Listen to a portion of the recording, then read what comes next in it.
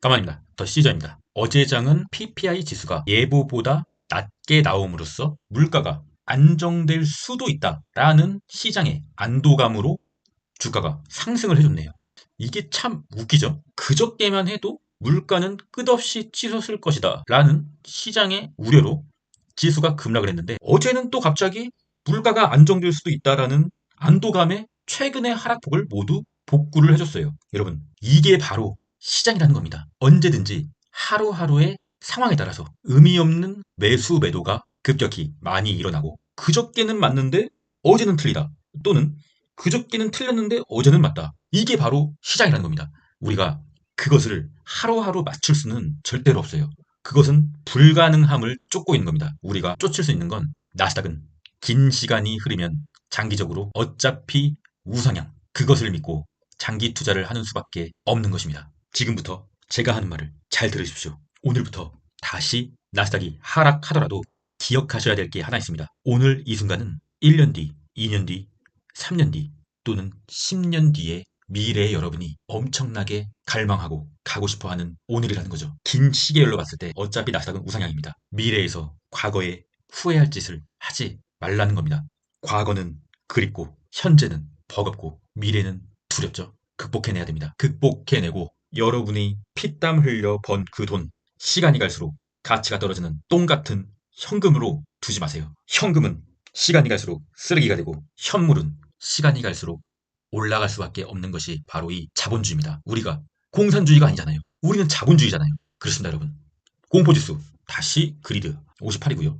CME 패드워치는 하루 만에 또 돌변하면서 6월 금리 인하 퍼센트를 22%로 올렸고요. 7월 금리 인하는 41%로 상당히 많이 올라갔습니다. 하지만 여전히 50%는 되지 않고요. 아직 금리 인하를 명확하게 논하기에는 위험성이 있다, 아직은 좀 더 기다려봐야 된다라고 말씀드릴 수가 있습니다. 시장 참여자들은 또 단기 익절을 시작했고요. 나스닥 선물은 약간의 하락으로 출발하고 있는 좋지 않은 모습. 오늘의 어닝 발표는 시티, 웰스파고, JP모건, 블랙록, 굵직굵직한 기업이 상당히 모여있네요. 원래 어닝 발표 시즌에는 처음에는 은행과 증권사 먼저 발표를 하고요. 조금 후에 이제 빅테크들이 발표를 합니다. 미장은 국장과는 다르게 무조건 실적이 나와야만 주가가 오르는 구조죠. 앞으로 우리가 생각해야 될 리스크는 바로 빅테크 기술주들의 실적이 컨센서스 대비 어닝 서프가 되느냐, 어닝 미스가 되느냐, 그것을 한번 유심히 한번 잘 살펴봐야 될 것입니다. 푸드크옵션 오히려 조금 더 오른 모습, 상당히 우려스러운 상태고요. 0.86, 좋지 않습니다.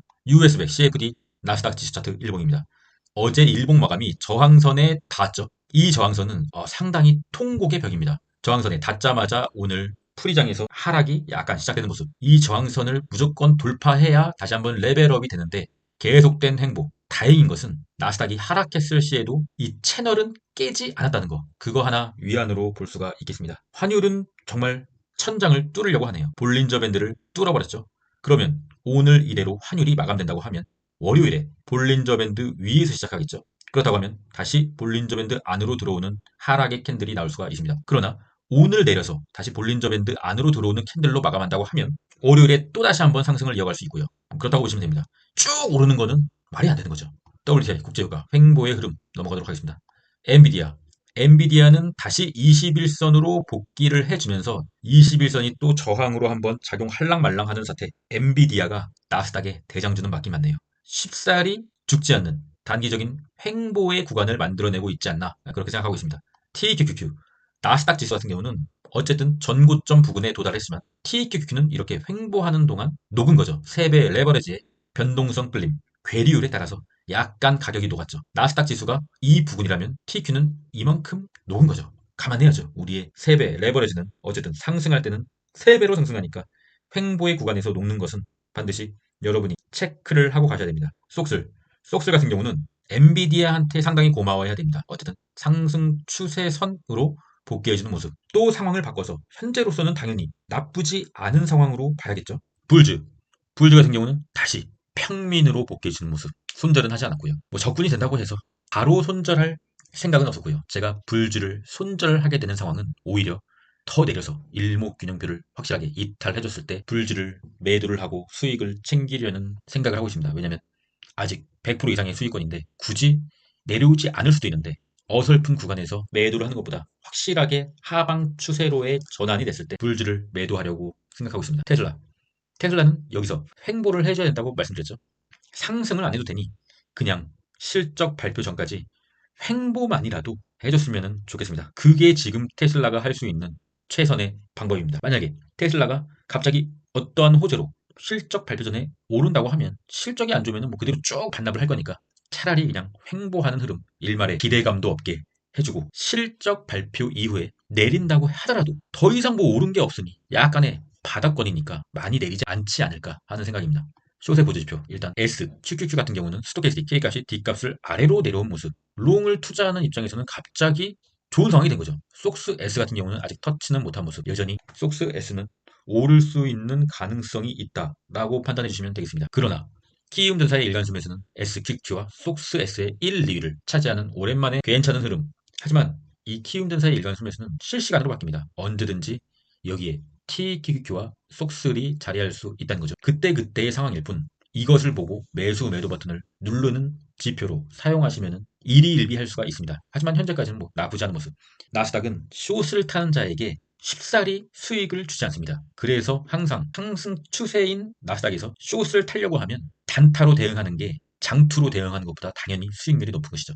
하지만 단타를 하려면 밤을 새야 되잖아요. 우린 자야 되는데 투자를 하면서 우리의 몸을 더 건강하게 장기적으로 부자가 되려고 하는 건데 숏을 타면은 밤을 새야 되고 건강이 좀 안 좋아져요. 그렇기 때문에 숏은 꼭 타고 싶다면 단타로만 대응하시길 바라겠습니다. 코인은 공포지수 79고요. 코인베이스 2배. 저항의 자리까지 어제 일봉 마감해주는 모습. 선택의 자리죠. 어제나 그저께 저점에서 잘 매수하신 분은 뭐 단기적인 수익이니까 매도를 하시는 것도 상당히 괜찮을 것 같습니다. 하지만 저 같은 경우는 어제 그저께 매수를 하지 않았거든요. 저의 매수 단가는 20불 초반대. 매도할 이유가 있습니까? 없습니다, 여러분.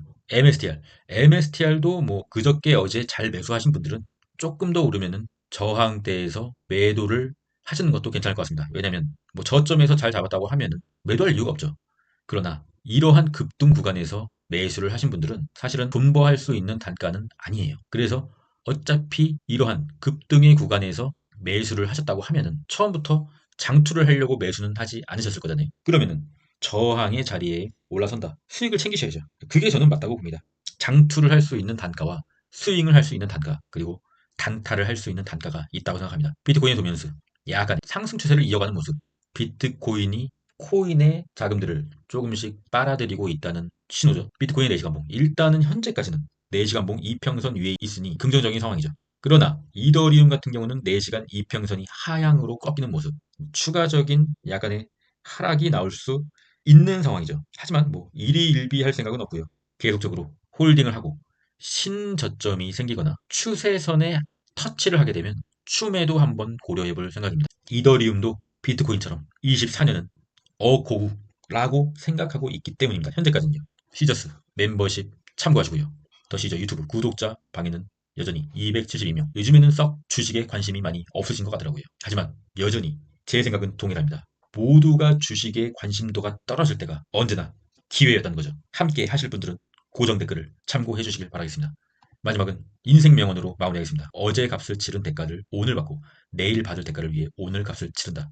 인생에 후불은 없다. 손흥민, 주식도 마찬가지입니다. 미리미리 준비한 자만 수익을 얻을 수가 있는 것이죠. 주위 사람이 돈 벌었다. 주식으로 수억을 벌었다. 이 종목을 사라. 지금 사도 늦지 않았다. 지금이 최저점이다. 라고 하는 속삭임에 속아서 주식을 매수하게 되면 수익이 쉽게 오지 않습니다. 언제나 자신이 차트를 분석할 줄 아는 능력을 기르셔야 됩니다. 더 시저와 함께 말이죠. 그럼 전 끝까지 가겠습니다. 이상입니다.